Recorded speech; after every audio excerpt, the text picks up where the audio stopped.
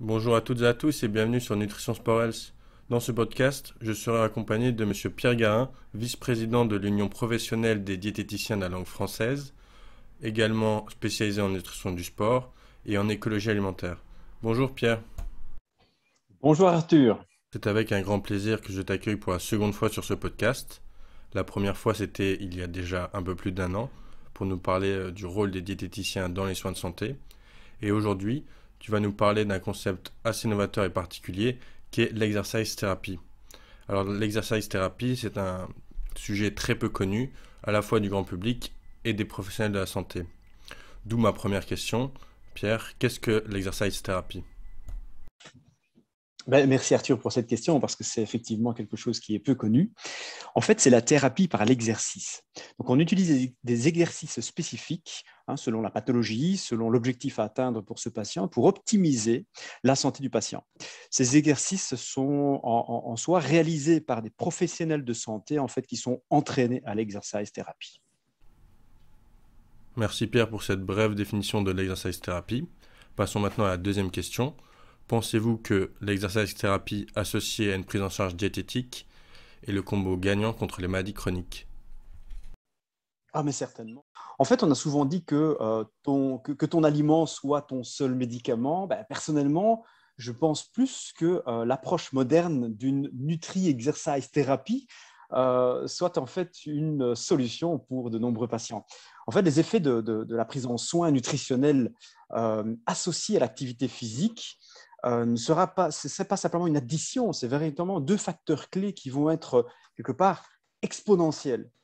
Les preuves scientifiques en fait ne manquent plus du tout pour démontrer les effets positifs de l'activité physique et sportive.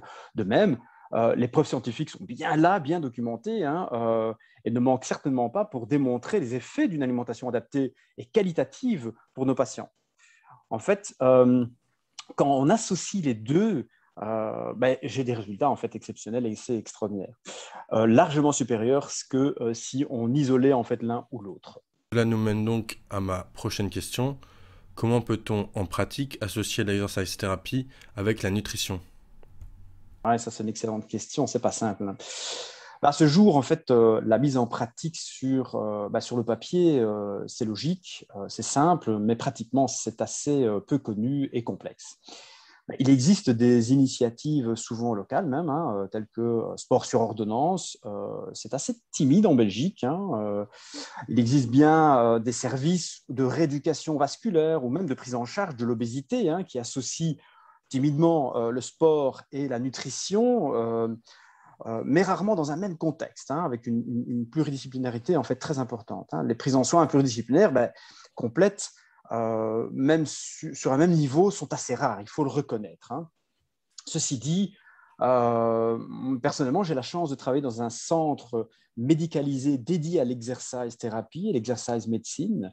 Et donc là, la prise en soin, en fait, peut se faire de manière très pluridisciplinaire, avec le diététicien, le kiné, le médecin du sport, le psychologue ou la psychologue, l'ergothérapeute, le préparateur physique, sous un même toit et dans une même salle. Et ça, c'est assez innovateur et c'est vers là, en fait, qu'on devrait aller, en fait. C'est assez, effectivement, comme je dis, innovateur. Et quelque part, c'est assez nouveau aussi, parce que la première définition de l'exercise medicine, exercise thérapie, est apparue dans l'American College of Sport Medicine en 2007. Donc ce contexte et ce contexte en fait de prise en charge du patient de manière pluridisciplinaire, c'est un peu encore timide, mais je suis convaincu que grâce à notre journée d'études, on aura l'opportunité de faire découvrir ça à beaucoup de spécialistes et beaucoup de paramédicaux et diététiciens certainement. Cette association entre l'exercice thérapie et la prise en charge diététique des patients dans un cadre multidisciplinaire semble très intéressant et très prometteur. Néanmoins, si vous êtes ici sur ce podcast, c'est également pour parler de la prochaine journée d'études de l'Union professionnelle des diététiciens de la langue française, la journée Next, qui va justement aborder le thème de l'exercice thérapie. Oui, Arthur, en fait, cette journée d'études de l'Union professionnelle des diététiciens de langue française sera orientée sur ce fameux NEXT, c'est Nutrition in Exercise Therapy.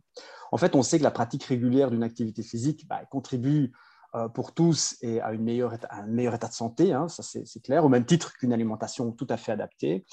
Et là, on s'est posé la question, pourquoi l'activité physique n'est-elle pas jusqu'ici systématiquement conjuguée à l'éducation nutritionnelle et ou thérapeutique? Sans aucun doute, l'activité physique et l'alimentation doivent être adaptées à chacun, mais là, la question, c'est comment et à quelles conditions le diététicien peut-il intégrer ce concept et ces pratiques et en promouvoir la mise en œuvre?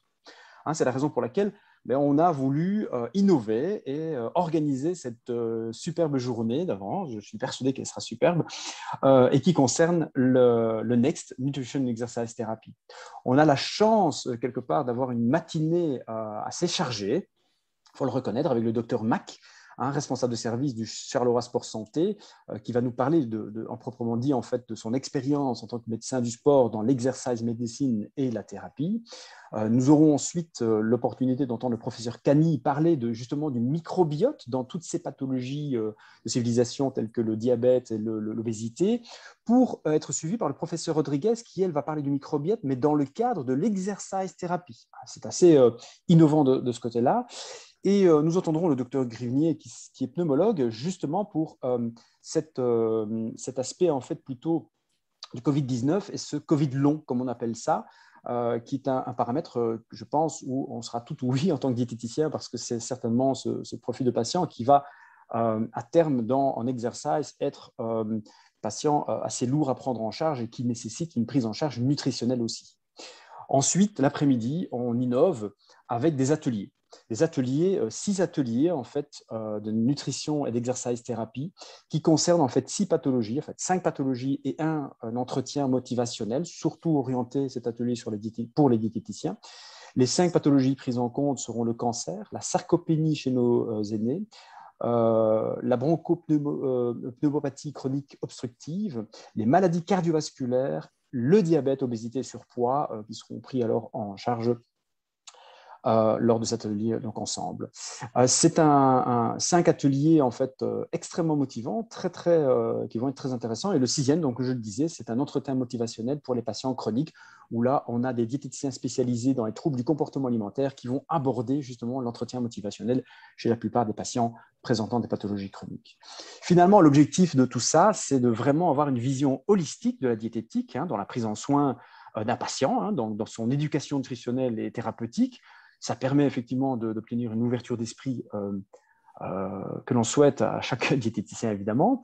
Ça va permettre en fait aussi de comprendre pourquoi il faut conjuguer l'activité physique et sportive à la prise en soin diététique et certainement d'agir au travers le fait de transposer notre expérience dans les recommandations nutritionnelles en pratique par le biais de ces ateliers et de ces exposés qu'on aura entendus en matinée. Merci Pierre pour cette intervention très intéressante sur l'exercice thérapie, qui est très peu connu en Belgique et de manière générale en Europe. Pour ceux qui sont intéressés, cette journée d'études de l'UPDLF aura lieu ce 1er octobre 2021 en version présentielle et en version vidéo. Donc c'est une version hybride et des replays seront disponibles jusqu'à 6 mois après la journée d'études. Donc n'hésitez pas à réserver votre place si vous souhaitez en savoir plus sur l'exercice thérapie. Merci Arthur, à bientôt, au revoir. Au revoir. Si vous avez aimé la vidéo, n'hésitez pas à vous abonner à la chaîne Nutrition Sport Health, à liker la vidéo et à la partager autour de vous. À la prochaine!